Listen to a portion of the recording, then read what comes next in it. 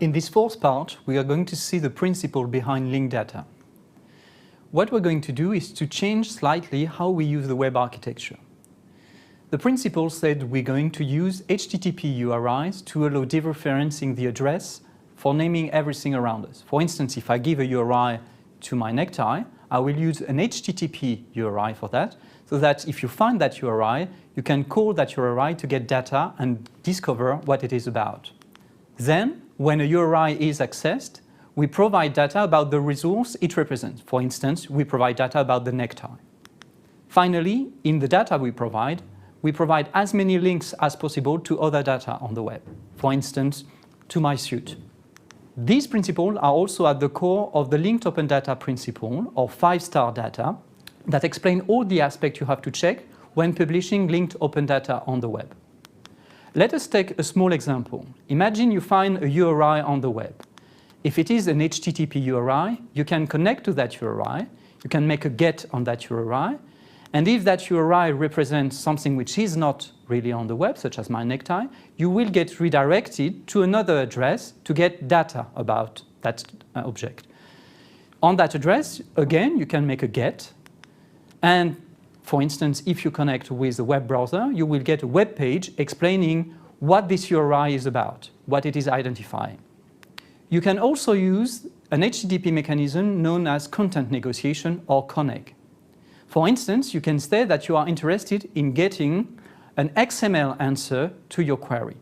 In that case, instead of being redirected to an HTML web page, you could be redirected to an XML page. When you make the GET on the second address, you will get this time XML data for the same URI. It can be useful, for instance, for applications looking for data to import in their database. In both cases, the answer, be it in HTML or in XML, will include as many links as possible to other resources in order to have linked data. This allows you to discover other things and other sources of data. A second aspect which is extremely important is the domain name.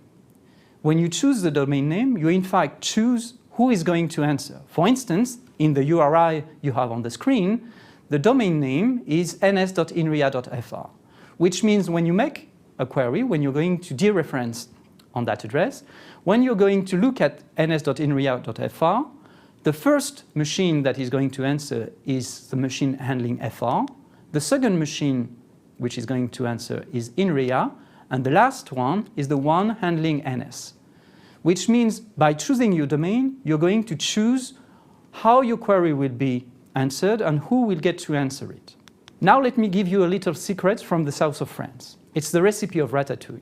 Why should I do that? It's because if you understand that recipe, you will understand linked data. The secret of the ratatouille is that you have to cook each one of the ingredients separately. You prepare it separately, and only after it is properly cooked, you mix it. You obtain the ratatouille, but also you have to know that the ratatouille can be used in other dishes. It's also an ingredient for other dishes. If I replace the ingredient by data sources, I now have the idea of linked data on the web, where each one of us can prepare his own data, publish them, then they can be used and mixed together to obtain new data, and these data can become new data sources on the web.